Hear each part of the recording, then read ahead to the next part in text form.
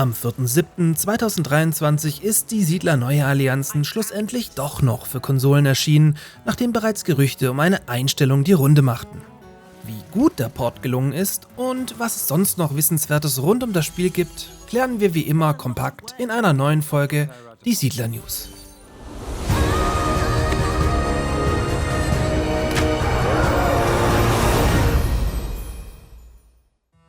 Mit der sogenannten Console Edition ist die Siedler nun auch für die PlayStation 4, Xbox One, Nintendo Switch und Amazon Luna zu haben.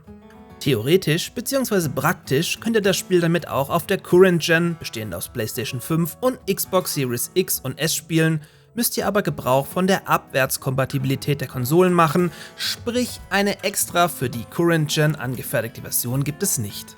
Aktuell scheint dieser Sachverhalt auf der Xbox Series X für Probleme zu sorgen, weswegen das Spiel zeitweise wieder aus dem Store geschmissen wurde. So scheint es laut einigen Twitter-Kommentaren Probleme bei der Installation sowie beim Speichern des Spielstands zu geben. Verifizieren kann ich das aber nicht, ebenso nicht bestätigen, ob das Problem mittlerweile behoben wurde. Die Konsolenversionen sind inhaltsgleich zur PC-Version, was einerseits erfreulich ist, andererseits aber auch bedeutet, dass es immer noch keine neuen Maps oder andersweitige Erweiterungen gibt, dazu aber später noch mehr. Meinen somit immer noch aktuellen und ausführlichen Test zum Spiel findet ihr hier jetzt oben eingeblendet. Wie schon die PC-Version erscheint die Siedler rein digital, eine Retail-Version gibt es also nicht. Ebenfalls gleich wie am PC könnt ihr zwischen der Standardversion für 60 € und der Deluxe-Version für 80 € wählen.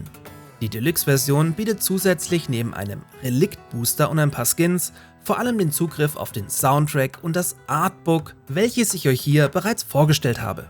Völlig Ubisoft untypisch verlief der Release ohne große Ankündigung. Lediglich ein Twitter-Post des Siedler-Teams wies knapp 12 Stunden vor der Veröffentlichung um 0 Uhr auf den anstehenden Release hin. Dass das vielleicht etwas unglücklich war, merkte dann auch irgendwann Ubisoft selbst und schob mit einer Stunde Vorankündigung immerhin noch einen Dev-Stream sowie 2 weitere Let's Play-Streams nach, in denen Mitarbeiter das bekannte Material mit Controller vorspielten.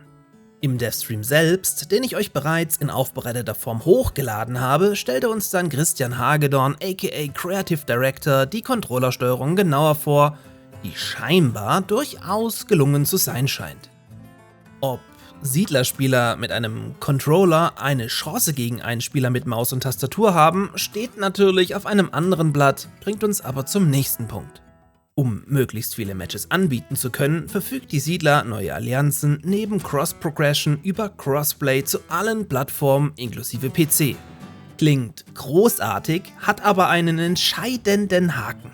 Denn um die mittlerweile 6 Jahre alte Nintendo Switch mit einzubeziehen, musste das schon viel zu geringe Einheitenlimit von 500 auf lächerliche 250 Einheiten in 4 gegen 4 Matches heruntergekürzt werden. Auf Nachfrage bei den wenigen verbliebenen PC-Spielern der Zocker-Lounge-Community wurde mit Galgenhumor geantwortet. Das Ganze sollte kein Problem sein, da wegen fehlendem Balancing ohnehin niemand 4 gegen 4 Matches spielt. Ja, ich lasse das an dieser Stelle einfach mal unkommentiert stehen. Und wenn wir schon die Nintendo Switch-Version angesprochen haben, während die Xbox- und PlayStation-Versionen auch grafisch identisch zur PC-Version scheinen, musste die portable Version natürlich ein bisschen in der Grafik beschnitten werden. So fallen vor allem fehlende Lichtquellen und Animationen auf. Durch deutlich reduzierte Details wirkt die Umgebung zudem eher matschig, von dem auch die Cutscenes nicht verschont bleiben. Dafür scheinen die 30 FPS stabil gehalten werden zu können. Außerdem verbinden sich Wohnhäuser nicht und der Rejoin zu Multiplayer-Partien ist ebenfalls nicht möglich. Wenn man wie ich gerade aus dem wunderschönen Hyrule von The Legend of Zelda kommt, traut man also eventuell nicht seinen Augen. Hier wäre wohl mit mehr Zeit deutlich mehr drin gewesen. Was bleibt, ist immerhin der Teaser, dass es jetzt vielleicht doch noch ein kleineres oder größeres Content-Update geben könnte, jetzt, wo sich das Dev-Team von der Konsolenportierung befreit hat. Sobald hier, bzw. falls hier was kommt, werde ich in einer neuen Die Siedler News Folge selbstverständlich berichten. Also gerne Abo dalassen, damit ihr nichts verpasst und bis zum nächsten Mal.